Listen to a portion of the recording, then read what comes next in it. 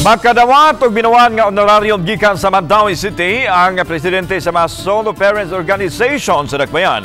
Ang ubang mga single parents nang hinaot kahatagan usab sila niini. Ang report ni Nico Sereno. Atul sa regular session sa City Council, lakip sa natuki ang ayuda alang sa mga solo parents. Gipasar og naaprobahan sa first reading ang City Ordinance nga maghatag og honorarium sa mga nangu sa solo parent organizations.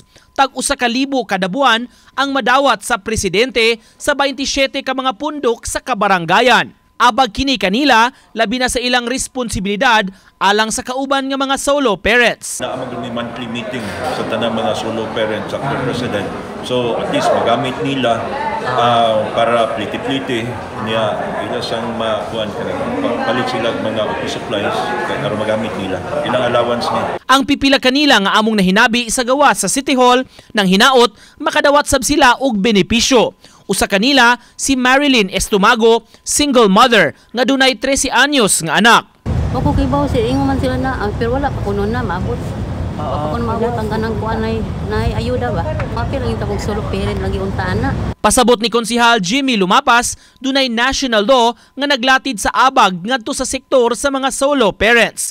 Kining inisyal nga tabang sa Mandaue alang sa mga presidente punduhan sa syudad.